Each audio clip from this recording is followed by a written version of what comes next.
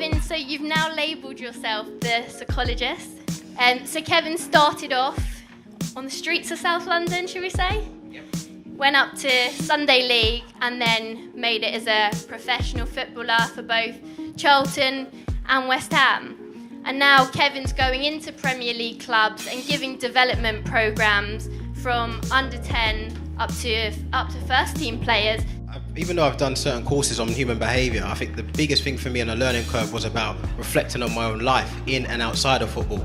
And what blew my mind is experiences that I had that loads of other players had as well. And as every year went by, I'd hear other people talking about their stories, their personal stories, and I'm thinking, well, hold on a minute, why isn't there anything out there to support the player in terms of their well-being? Or why isn't there anything to develop their football IQ? You know, we talk about game intelligence and all these things, but it's literally barked out from the side of the football pitch, but no one's actually developing these skills. To be an elite player, you have to be clever. You have to be. Because physically, when you look at footballers, a lot of them can do the same thing. It's all up in the mind. You know, when you look across the Premier League, what separates the top footballers? Yes, you've got the Eden Hazards or the Messis who've got a certain body where they're more agile, but when you look generally, most people have the same body. It's the decisions they make, and it's not just intelligence, because our emotions govern our intelligence. And we all know that socially or in our relationships, we end up doing some nonsense when we're not happy about something and then we regret it later.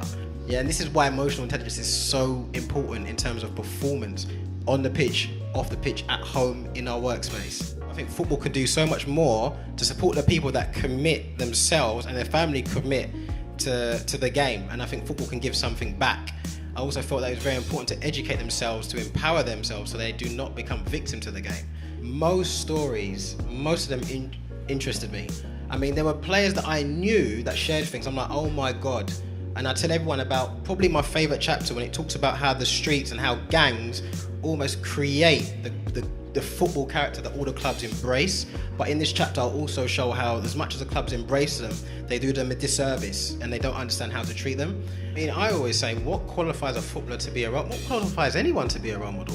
If I'm being honest, because when you look at it, a lot of footballers, they go into football because they love football. They don't go into it as part of it being because of their behaviour. So if you come from a tough area, and as I said, the streets create some of the toughest footballers, you know, all those values that you have, some will be great, but some might be negative, and you carry that into football. And if football doesn't educate you on self-management, then actually you could be just doing a nonsense, you know? And then people then turn around and point the finger at you and say, well, you're a footballer, you're a role model, you earn this amount. So it's about the education, you know? And so when I'm talking about, I mean, a lot of the elements in this book, you can take it across any walk of life, because we're talking about rapport, we're talking about leadership, we're talking about people's welfare, well-being. These are all elements, football IQ, EQ, emotional intelligence, all of these things, it can benefit you and allow you to see it in another way. And it's not just footballers, it's people having an interest in football. You know, if you bring a topic or you change the conversation and you know, talk about it from a football angle, you might get through to people that may not want to speak about that in the first place. One school I worked in, I remember a teacher saying, oh, these kids, you know, all they do is love football. And in my head I thought, brilliant, you've got a gateway into their passion. So you can use football as a vehicle to get them to do anything. You know, if they're struggling with maths, you can, you know, do interdisciplinary education, combine PE with maths. So this is what I'm trying to say, it could be across anywhere. And I think, so different people, or whether it's a parent, this is a massive issue for me, where parents go to games. A lot of them say to me, all across the country, we feel like taxi drivers. So they go to the game, they watch their child, and then they go home. And then they say, oh, how are you feeling? How did it go? And they're like, yeah, it's all right. And that's it. And I know, because I'm a male as well, you know, it's like, man, we're trained not to be in touch with our emotions, and we don't even know how to explain them. Now, for the parent, it's difficult, because how do you understand what's going on?